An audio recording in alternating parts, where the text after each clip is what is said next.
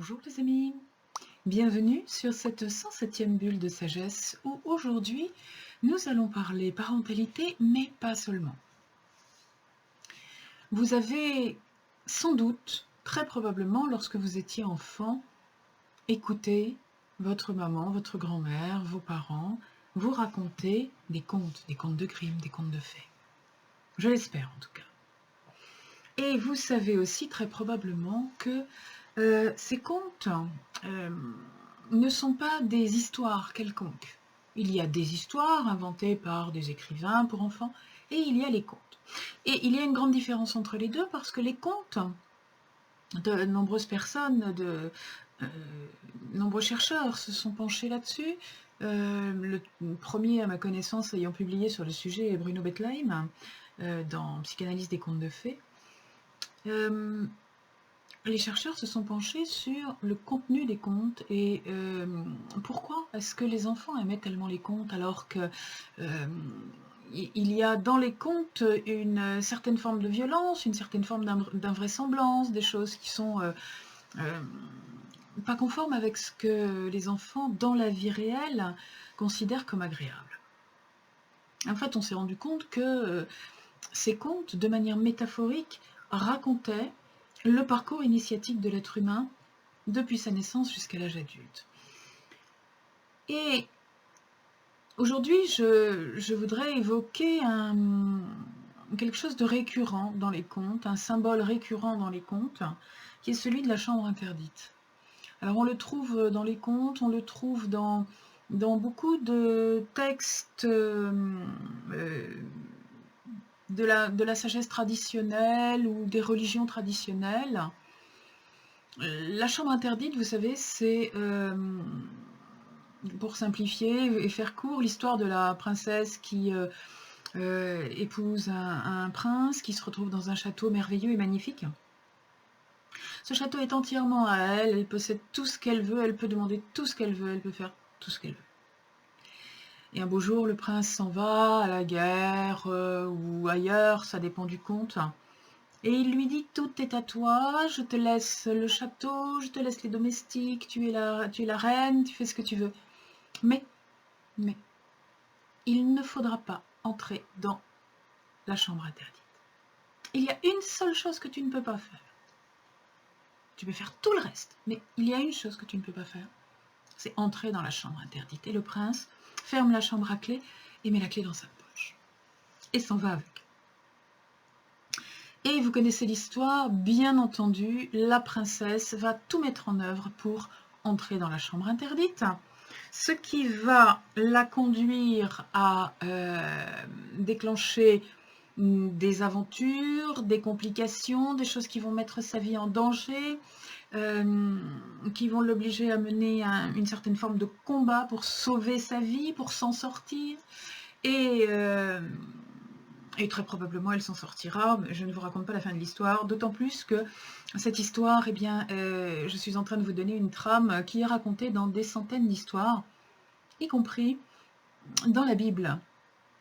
Vous êtes dans le jardin d'Éden, tout est à vous. Vous pouvez manger de l'arbre, des fruits de n'importe quel arbre, sauf les fruits de l'arbre de la connaissance du bien et du mal.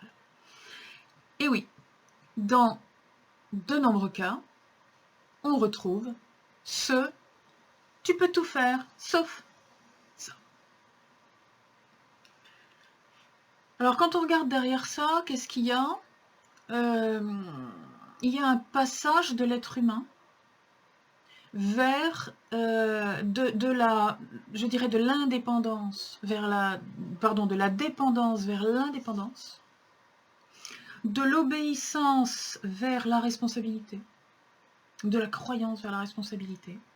Ce passage qui se produit plusieurs fois dans la vie de l'être humain à divers niveaux, mais dont le plus connu est celui de l'adolescence, où on passe du stade de l'enfance, où on a, en tout cas c'est souhaitable, des référents qui sont là pour vous poser des cadres, lesquels cadres vont servir de rampe pour pouvoir s'appuyer et grandir.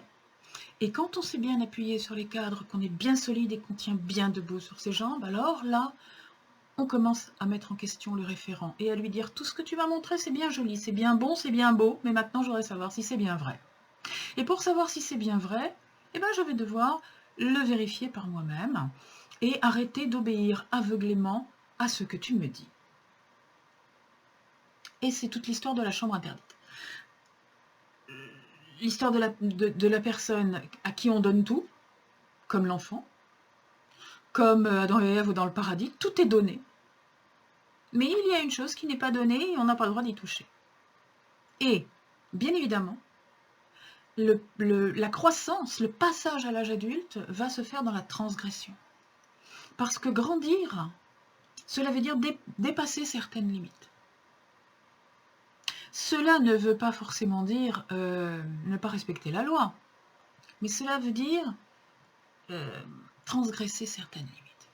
Je ne connais pas d'adolescent sain qui n'ait pas transgressé des limites, qui n'ait pas été mettre sa vie en danger en rentrant dans la chambre interdite et en faisant sortir le génie de la bouteille. Oui, ça fait partie de la vie. Aller se mettre en danger pour apprendre à s'en sortir, ça fait partie de la vie. On ne peut pas apprendre à retrouver son équilibre si on ne fait pas en sorte de le perdre, pardon. Et c'est ça, la vie. C'est ça, grandir. Grandir, c'est quitter sa zone de confort pour aller se prouver qu'on est capable, en dehors de la zone de confort, de s'en sortir. Et là, de se construire une confiance en soi et d'avoir de soi une bonne estime. Parce que l'on sait ce que l'on est capable de faire à tous les coups, ce que l'on est capable de tenter en ayant une chance peut-être de le réussir, quelques risques de le rater. Et c'est aussi être capable de savoir ce qu'on ne peut vraiment pas tenter. La chambre interdite, c'est un symbole et ça se produit dans tous les cas, ce passage de la vie de l'être humain se produit dans tous les cas où l'être humain a eu la chance d'avoir une éducation. Une éducation, c'est un cadre. On est bien d'accord.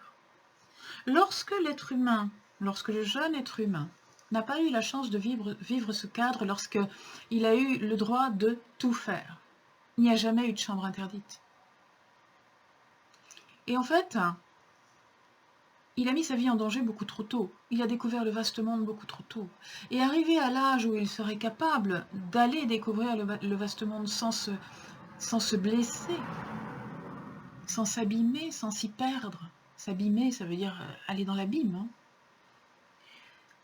Eh bien, il n'y va plus parce qu'il a déjà trop essayé. Il a déjà tout tenté. Et il croit qu'il tout ce qu'il a fait plus jeune, il croit que c'est ça, le vaste monde. Il a découvert un précaré et il croit avoir découvert le monde. Alors ces gens-là, non, ne passent pas par l'histoire de la chambre interdite. La chambre interdite, ça me fait penser à l'histoire du ressort. Vous savez, un ressort, c'est un truc un peu mollasson. Et il a la particularité de pouvoir être compressible. Quand on le comprime, dès qu'on le lâche, il va très loin. Si vous le comprimez peu, vous le lâchez, il ne se passe rien. Mais si vous le comprimez beaucoup, il emmagasine en lui une force de réaction qui fait que dès que vous allez le lâcher, il va sauter extrêmement loin. Eh bien, pour traverser la chambre interdite, pour ouvrir la porte de la chambre interdite, il faut avoir été suffisamment comprimé aussi. Il faut avoir été suffisamment cadré. Il faut avoir été suffisamment contraint pour avoir envie de faire exploser la coquille.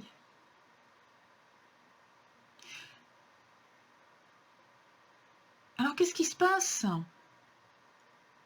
pour les gens qui n'ont pas eu cette coquille, pour les gens qui n'ont pas eu cette rigidité? Et ils sont tellement dilués qu'ils n'ont pas la volonté d'aller plus loin. Ils n'ont pas la volonté, ils n'ont pas la structure pour partir, pour découvrir, pour explorer, pour expérimenter. Ils sont étalés quelque part et ils n'en bougent pas, au sens propre ou au sens figuré.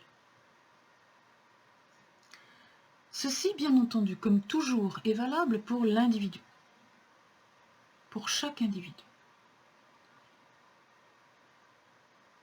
C'est valable aussi pour des entités collectives. C'est valable pour un peuple, par exemple. Regardez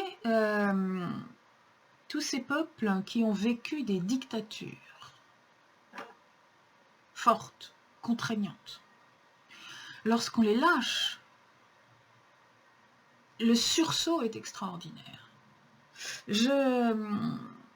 Je pense là, par exemple, à l'Espagne, qui a vécu pendant des années sous le franquisme, de longues années, c'est une des dictatures les plus longues de l'histoire de l'humanité, extrêmement enfermée sur elle-même, contrainte dans des tas d'obligations. Et lorsque Franco est mort, il s'est passé quelque chose dans les 10 années suivant la mort de Franco. Il s'est passé quelque chose que l'on a appelé la década sorprendente, la décade surprenante. Parce que pendant les 10 ans qui ont suivi la mort de Franco, l'Espagne, qui partait avec un terrible handicap de retard par rapport aux pays environnants, par rapport à la France, qui était sa voisine, par exemple, de retard dans tous les domaines, de niveau de vie, de conditions sociales, de salaire, enfin de tout ce qu'on veut. En l'espace de 10 ans, elle a recollé au peloton. Et à la surprise générale, est entrée dans le marché commun, c'est-à-dire dans l'Europe. En l'espace de 10 ans, ce pays a fait le même chemin que la France en l'espace d'une trentaine d'années depuis la dernière guerre mondiale. Donc, on a là une illustration du ressort sur un collectif. Le peuple espagnol, en tant qu'individu peuple, a été comprimé pendant très longtemps et très fort, et quand on l'a lâché, il est allé très loin, il a jailli très loin. Ça, c'est quelque chose que tous les bons pédagogues et tous les bons éducateurs savent. Quand on veut vraiment faire progresser un jeune, quand on veut vraiment l'envoyer sur le chemin d'une découverte, on ne lui dit pas « fais ça ». Jamais. Il ne le fera pas. Puisque justement, à l'adolescence, l'idée, c'est de s'opposer à l'adulte.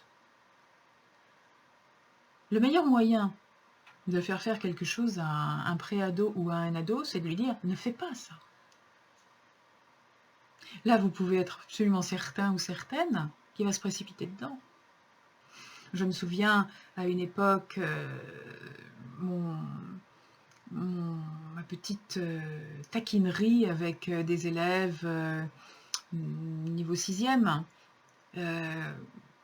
quand je leur donnais un livre à lire, je leur disais « Bon, alors pour demain, vous lisez le chapitre 3 et le chapitre 4. Surtout, vous n'allez pas plus loin. » Je pouvais être tranquille que tout le monde revenait le lendemain en ayant lu jusqu'au chapitre 6 minimum.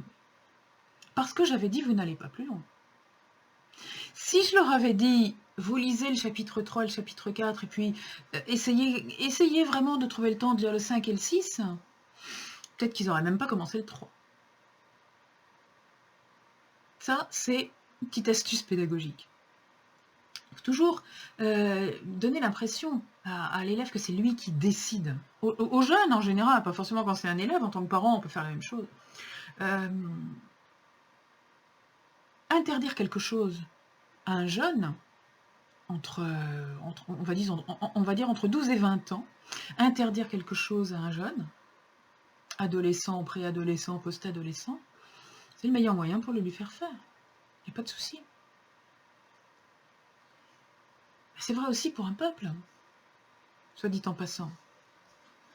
Interdire quelque chose à un peuple, c'est le meilleur moyen pour lui faire faire. Et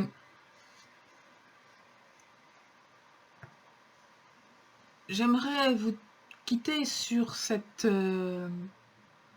petite pensée à méditer, que en fait,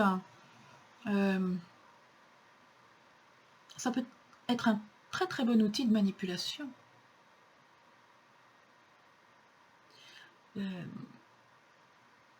De dire quelque chose, d'empêcher de faire quelque chose, ou d'obliger de faire quelque chose, en ayant de manière assez vicieuse par derrière l'intention de faire le contraire.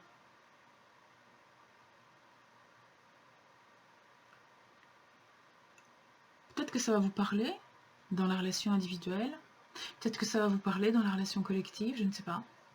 Mais personnellement, je ne peux pas m'empêcher, à chaque fois que je suis en situation de voir quelqu'un donner une consigne, qu'elle soit personnelle ou qu'elle soit collective, je ne peux pas m'empêcher de penser que peut-être, par derrière, cette consigne a une arrière-pensée. Et que peut-être elle s'adresse à quelqu'un qui n'a pas tout à fait fini sa crise d'adolescence, au sens individuel ou au sens collectif. À quelqu'un qui reste suffisamment ado pour systématiquement se confronter. Et finalement, on arrive à ce qu'on veut obtenir en donnant la sensation à l'ado qu'il a tout fait pour l'éviter.